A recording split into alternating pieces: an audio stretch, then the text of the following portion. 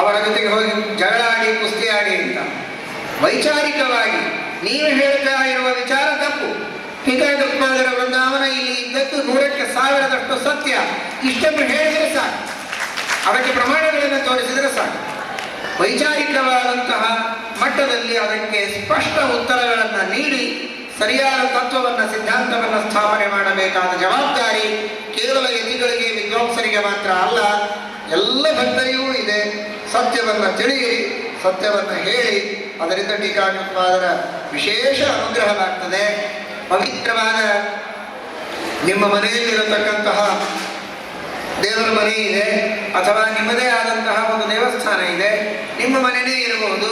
ಇದು ನಿಮ್ಮ ಮನೆಯೇ ಅಲ್ಲ, ಇನ್ಯಾವುದೋ ಕಸ ಹಾಕುವಂತಹ ಒಂದು ಕಸದ ಇದು ಇರುತ್ತಲ್ಲ, ಏನಂತಾರೆ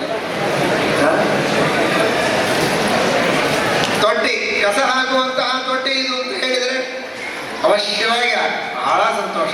ಇವತ್ತೇ ಗೃಹ ಪ್ರವೇಶ ಆಗಿದೆ, ನೀವು ಕೊಟ್ಟ ಬಿರುದು ಬಹಳ ಸಂತೋಷ ಅಂತ ಹೇಳ್ತೀರಾ, ಅಥವಾ ಮನಸ್ಸಿಗೆ ನೋವು ಮಾಡಿಕೊಂಡು ನೇರವಾಗಿ ಅವರ ಜೊತೆಗೆ ನೆರಳಾಡ್ತೀರಾ? ಇಷ್ಟು ಪವಿತ್ರವಾದಂತಹ ದೇವಸ್ಥಾನ ಕಟ್ಟಿ ಇಷ್ಟೆಲ್ಲ ಮಾಡಿ ಮನೆ ಕಟ್ಟಿದ್ರೆ ಇದನ್ನು ಕಸದ ತೊಟ್ಟಿ ಅಂತೀಯ, ನಿಮ್ಮ ಮನಸ್ಸಿಗೆ ನೋವಾಗುತ್ತೋ ಇಲ್ವೋ? ನಿಮ್ಮ ಮನೆಗೆ ಏನಾದರೂ ಅಂದರೆ ನೀವು ಹೊಡೆಯಲಿಕ್ಕೆ ಹೋಗ್ತೀರಿ, ಆದರೆ ಇಲ್ಲಿ ಹೊಡೆಯುವುದಕ್ಕೆ ಸರ್ವಥಾ ಯಾರೂ ಹೋಗಬೇಡಿ, ಮನಸ್ಸು ಮಾಡಬೇಕು. ಎಲ್ಲ ವೈಷ್ಣವರು ಕೂಡ ನಾವು ಒಂದೇ, ವೈಷ್ಣವ ನಮ್ಮ ಬಾಂಧವ, ನಾವೆಲ್ಲ ಪ್ರೇಮದಿಂದಿರೋಣ. ಇಲ್ಲಿ ಬೇರೆ ತರಹದ ಮಾತಿನಿಂದಾಗಲಿ ಕೃತಿಯಿಂದಾಗಲಿ ಜಗಳ ಆಡುವುದು ಬೇಡ.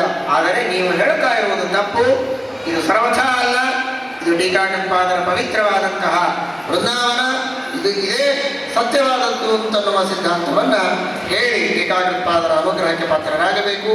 ಈ ಸೇವೆಯನ್ನು 2 ಬಾರಿ ನಮ್ಮ ಮುಕುಂದಿ ಶ್ರೀಕಾಂತಾಚಾರ್ಯರು ಒಳ್ಳೆಯ ಸಂಶೋಧಕರೂ ಹೌದು, ಉಪನ್ಯಾಸಕರೂ ಹೌದು, ಸುಧಾಗ್ರಂಥವನ್ನು ಅಧ್ಯಯನ ಮಾಡಿ ಮಂಗಳವನ್ನು ಮಾಡಿದ್ದಾರೆ.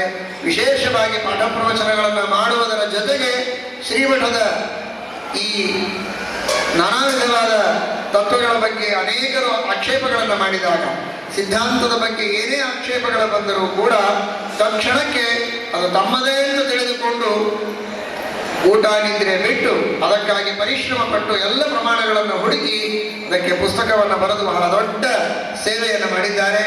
ಅವರ ಒಂದು ವಿಶೇಷವಾದ ದೀಕ್ಷೆಗೆ, ಅವರ ಶ್ರದ್ಧೆ, ಅವರ ಪರಿಶ್ರಮಕ್ಕೆ ಗುರುಗಳು, ಅವರಲ್ಲಿ ಅಂತರ್ಯಾಮಿಯಾದ ಟೀಕಾಕೃತ್ಪಾದರಲ್ಲಿ ಅಂತರ್ಯಾಮಿಯಾದ ಭಾರತೀಯ ರಮಣ ಮುಖ್ಯ ಪ್ರಾಣಾಂತರ್ಗತ ಮೂಲನಾಮ ದಿಗ್ವಿಜಯನಾಮ ವೇದವ್ಯಾಸ ದೇವರು ಅವರಿಗೆ ವಿಶೇಷ ಅನುಗ್ರಹ ಮಾಡಿ ಇನ್ನೂ ಹೆಚ್ಚಿನ ಶಾಸ್ತ್ರಗಳ ಪಾಠ ಪ್ರವಚನ ಮಾಡುವ ಸೌಭಾಗ್ಯವನ್ನು ನೀಡಲಿ ಎಂಬುದಾಗಿ ಪ್ರಾರ್ಥನೆಯನ್ನು ಮಾಡುತ್ತಾ ಇದ್ದೇವೆ.